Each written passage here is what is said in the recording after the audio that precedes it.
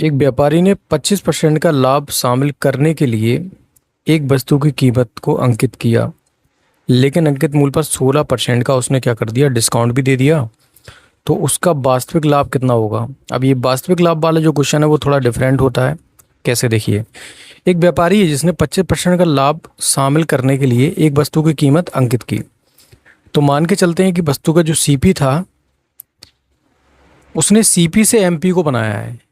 यहाँ पर ध्यान देने वाली बात ये है, तो सीपी उसने क्या कर दिया, उसका 100 था, और एमपी उसने क्या रखा, 25% का लाभ लगाया सीपी पर, तो 125 का उसने रख दिया एमपी को, मार्केट प्राइस को।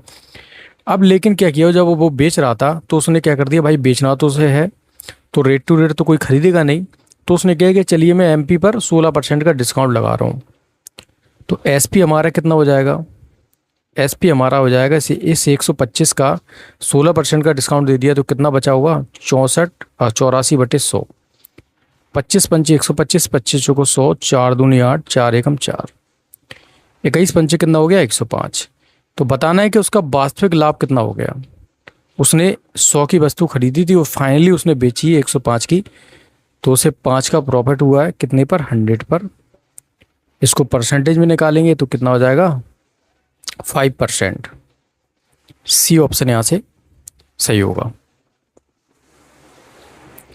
यदि किसी संख्या का 70% आपका 0.35 है तो उस संख्या का 120 ज्ञात कीजिए। ठीक है, तो 70% की जो वैल्यू है वो कितनी है, 0.35/70। ये एक की वैल्यू आ जाएगी अपनी, 100% की वैल्यू ये आ चुकी है। हमें निकालनी कितने की है, 120 की, 120/100। तो क्या करेंगे हम, 100 से तो 100 उड़ा देंगे और नीचे फिर से 100 आ जाएगा यहाँ पर। ठीक है, तो 35 से कम 35, 35 दूनी 70 हो जाएगा।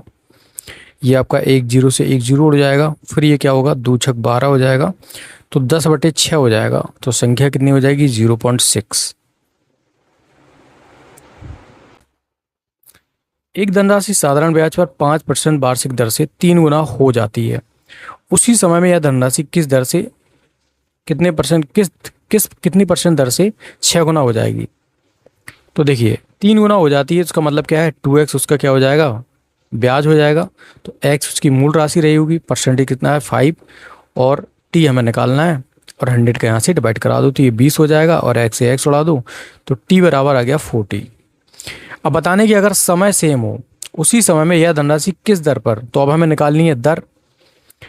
6 गुना हो जाएगी, मतलब 5x क्या हो जाएगा, उसका ब्याज हो जाएगा। तो x उसकी मूल धनराशि है, और हमें r निकालनी है, इसमें समय हमें 40 दे रखा है, 100 का डिवाइड करा दो, 1 0 से 1 0 उड़ा दो, x से x उड़ा दो, तो ये कितना हो जाएगा, 50/4 r बराबर, जो कि आपके बराबर रहेगा 12.5% के।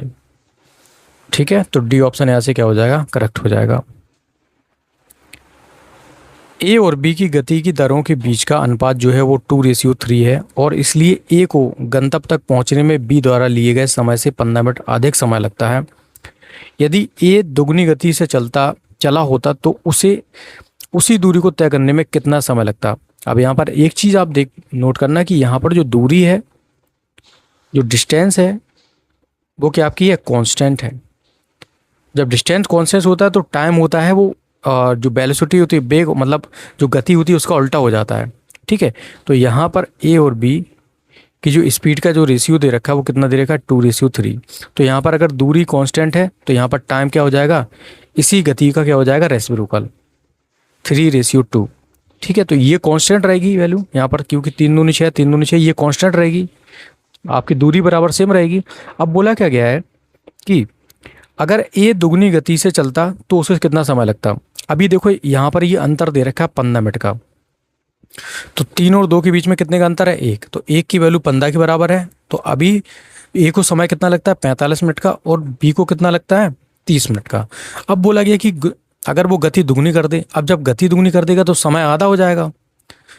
तो 45 वो चलता था पहले, 45 मिनट में पहुंचता था, अब उसने गति को दुगनी कर दी तो मतलब टाइम भी आधा लगेगा, तो कितना हो जाएगा, 22.5। ये यहाँ से क्या हो जाएगा, करेक्ट आंसर हो जाएगा।